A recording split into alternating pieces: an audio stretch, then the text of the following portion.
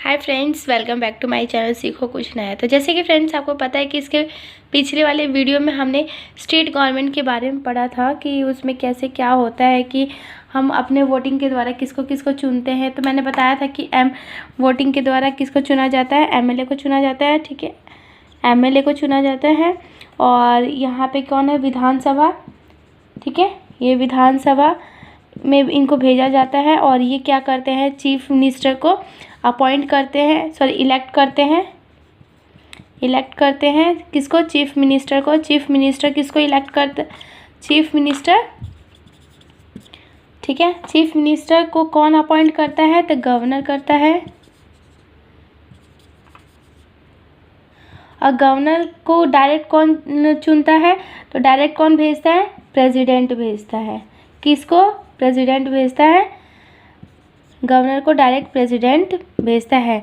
ठीक है, और ये क्या करता है, अपॉइंट करता है किसको, अपॉइंट करता है किसको, चीफ मिनिस्टर को। चीफ मिनिस्टर किसको इलेक्ट करता है, तो ये मिनिस्टर को इलेक्ट करता है। ठीक है, किसको, मिनिस्टर को इलेक्ट करता है। ठीक है, और इसी के द्वारा मिनिस्टर भी, इसी को गवर्नर भी किसको, मिनिस्टर को अपॉइंट करता है। ठीक है, तो गवर्नर दो को अपॉइंट करता है, किस किस को, चीफ मिनिस्टर को भी और मिनिस्टर को भी अपॉइंट करता है। ठीक है, यहाँ तक समझ आ गया। तो चलिए फिर आज हम सेकंड चैप्टर करते हैं। तो सेकंड चैप्टर में 3 सूची है, 3 लिस्ट बनाई गई है, 3 सूचियाँ। तो मैंने बताया कि यूनियन, जैसे यहाँ पे क्या है, यूनियन लिस्ट। ठीक है, और ये क्या है, स्टेट लिस्ट। स्टेट के बारे में मैंने बता दिया था, स्टेट लिस्ट। ठीक है, ये कॉन्करेंट लिस्ट, कॉन्करेंट लिस्ट है। ठीक है, इस लिस्ट के अंदर टोटल 52 आइटम्स आते हैं।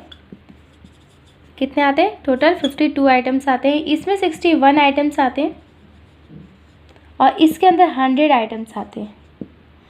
ठीक है, अब क्या है कि इसके अंदर 100 आइटम्स आते हैं, तो अब क्या है, फॉरेन अफेयर्स। जो फॉरेन अफेयर्स है वो किसके अंडर आएगा, फॉरेन अफेयर्स किसके अंदर आएगा,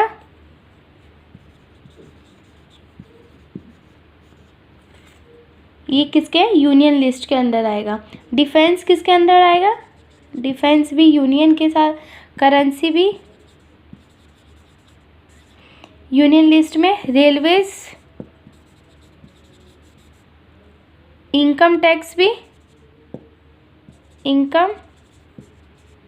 भी यूनियन लिस्ट के अंदर आएगा।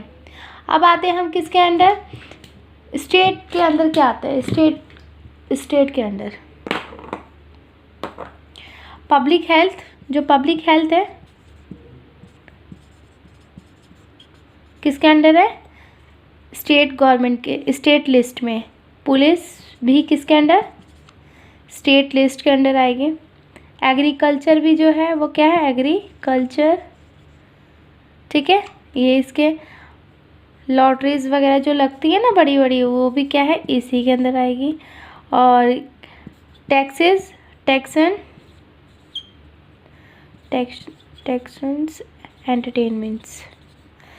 एंटरटेनमेंट्स पे जितने भी टैक्सेस वगैरह लगते हैं वो भी इसी के अंदर आएंगे। सेल्स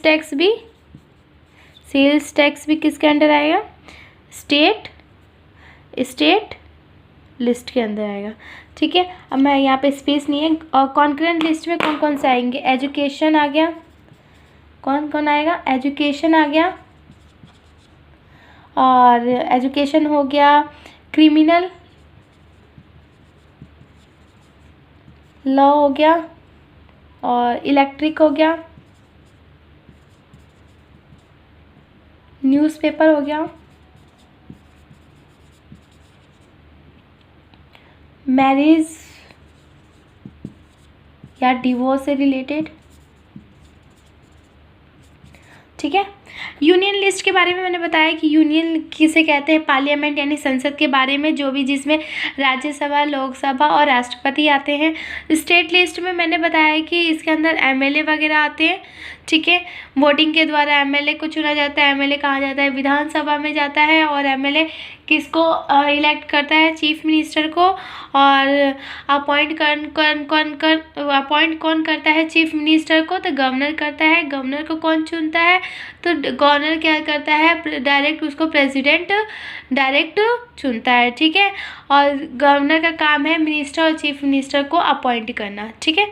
और यहाँ स्टेट लिस्ट के अंदर 61 आइटम्स आते हैं। यूनियन लिस्ट के अंदर 100 आते हैं, जिसके अंदर से कुछ यहाँ पे दिए हुए एक्सेट्रा भी है। और यहाँ पब्लिक हेल्थ के अंदर पुलिस वगैरह, एग्रीकल्चर वगैरह आते हैं। कॉन्करेंट लिस्ट में एजुकेशन से रिलेटेड, क्रिमिनल से रिलेटेड, इलेक्ट्रिक के से, और न्यूज़पेपर और मैरिज डिवोर्स से रिलेटेड जितने भी चीज़ें आती हैं वो कॉन्करेंट लिस्ट के अंदर आती है। लेकिन एजुकेशन, क्रिमिनल, इलेक्ट्रिक, न्यूज़पेपर, इन सब से रिलेटेड ये दोनों यूनियन और स्टेट लिस्ट के अंदर भी आते हैं। ये दोनों किसके अंदर, यूनियन और स्टेट लिस्ट के अंदर आते हैं। बाई चांस अगर एजुकेशन में की बात कहीं ना समझी, कॉन्करेंट लिस्ट में ना किसी से संभली गई, तो ये क्या करेंगे, स्टेट वाले स्टेट को भी ना समझ आए तो ये क्या करेंगे, यूनियन को भी देंगे। अगर यूनियन, इन तीनों में से जिसका जो बेस्ट जाएगा वो किसका माना जाएगा, यूनियन लिस्ट का, क्योंकि सबसे ज़्यादा अपर में यूनियन लिस्ट है, ठीक है। तो सबसे ज़्यादा किसकी बात मानी जाएगी, यूनियन लिस्ट की। तो चलिए फिर हम स्वास्थ्य में सरकार की क्या भूमिका, तो जैसे कि आपको पता है कि स्वास्थ्य का मतलब क्या होता है। स्वास्थ्य कोई भी बीमारी ना हो और ये ना तो कोई इंजरीज हो, ठीक है, इंजरी हो, ना कोई बीमारी हो और ना तो कोई इंजरी हो। स्वास्थ्य रहने के लिए क्या क्या होना चाहिए, साफ़ पानी होना चाहिए, प्रदूषण रहित वातावरण होना चाहिए, खान पान हमारी अच्छी होनी चाहिए। ये सब क्या है, स्वास्थ्य से रिलेटेड है। तो पब्लिक हेल्थ किसके अंडर आ गया, स्टेट लिस्ट के अंदर है। तो ये क्या है, स्टेट लिस्ट के अंदर, ये चैप्टर क्या है, स्टेट लिस्ट के अंदर है। तो इससे पहले हमने स्टेट गवर्नमेंट के बारे में पढ़ा था, वो इसी के अंडर में है। तो ये दोनों चैप्टर एक दूसरे से रिलेटेड है, तो इसलिए मैंने वो पहले करवा दिया और ये बाद में करवाया ताकि समझने में कोई दिक्कत नहीं आएगी। तो स्टेट लिस्ट के अंदर क्या है, पब्लिक हेल्थ। पब्लिक हेल्थ में क्या है कि यहाँ पे दिया हुआ कि स्वास्थ्य का अर्थ होता है हमारी बीमारियों और चोट आदि से मुक्त रहना।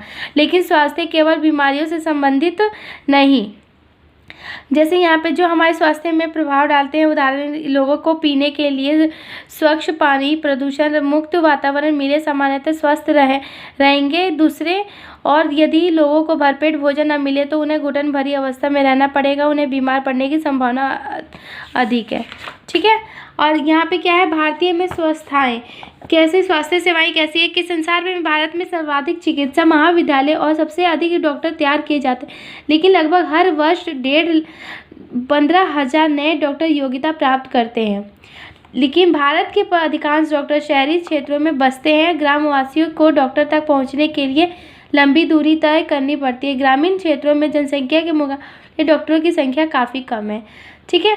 तो ज़्यादातर डॉक्टर कहाँ, शहरी क्षेत्रों में ही बस जाते हैं और ग्रामीण क्षेत्रों में नहीं जाते हैं। पिछले वर्षों में स्वास्थ्य सेवाओं की सुविधा में काफ़ी वृद्धि हुई है। सन 1950 में भारत में केवल 2,717 अस्पताल थे, लेकिन सन 1991 में 11,174 अस्पताल थे। वहीं 2000 में बढ़कर कितनी हो गई, 18,218 हो गई। ऐसे भारत में करीब 5 लाख लोग प्रतिवर्ष तपेदिक यानी टीबी से मर जाते हैं। स्वतंत्रता प्राप्ति से अब तक इस संख्या में कोई परिवर्तन नहीं हुआ। हर वर्ष मलेरिया के लगभग 20 लाख मामलों में रिपोर्ट प्राप्त होती है। यह संख्या कम नहीं हो रही है। भारत में विदेशों से बहुत बड़ी संख्या में इलाज कराने चिकित्सा पर्यटक आते हैं। वे उपचार के लिए भारत के कुछ अस्पतालों में आते हैं, जिनकी तुलना में सर्वश्रेष्ठ अस्पताल की जाती है।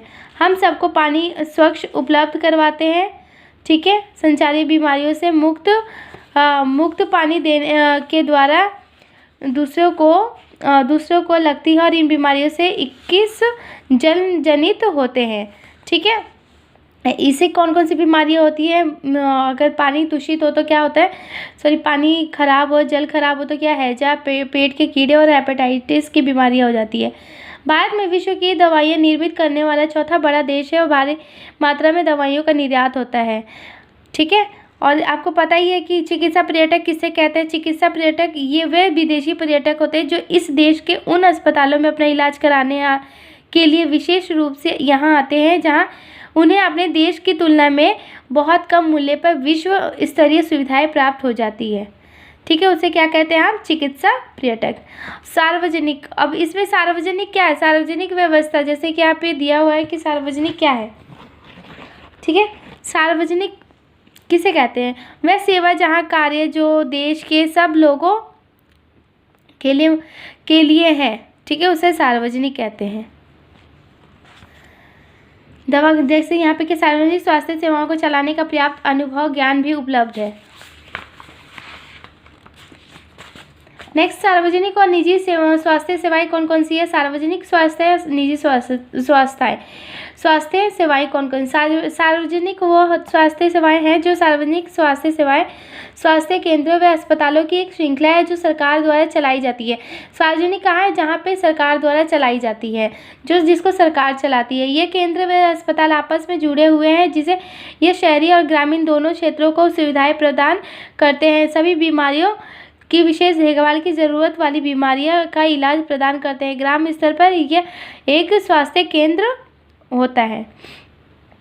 ठीक है, तो स्वास्थ्य सेवा, सार्वजनिक स्वास्थ्य सेवाएं कौन सी होती है? जो गवर्नमेंट हॉस्पिटल होते हैं, ये सब क्या है? पब्लिक हेल्थ में ही आएंगे।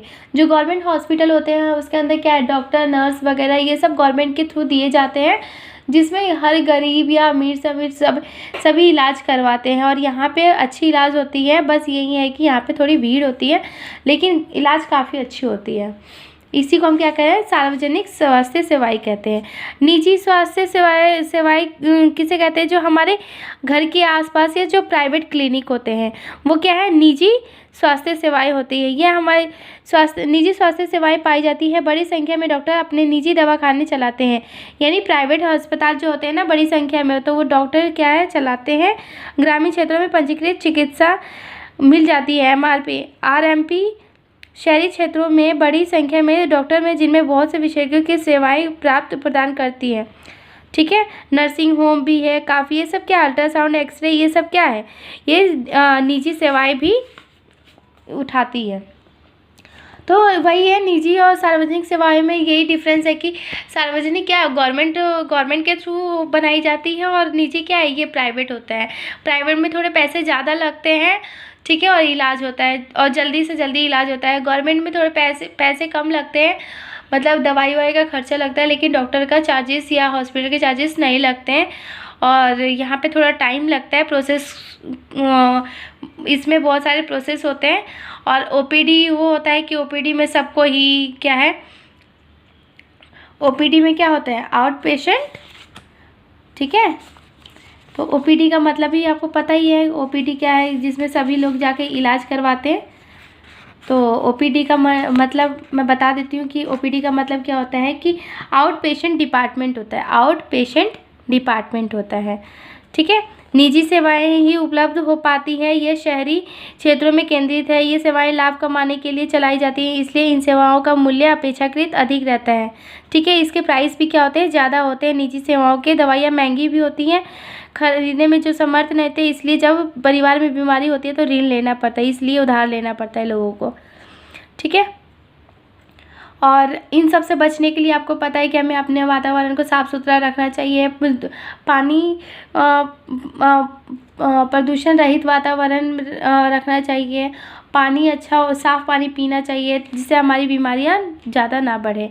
और इन सब पानी वगैरह, पब्लिक हेल्थ वगैरह, इन सब की देखरेख कौन करती है? स्टेट गवर्नमेंट करती है।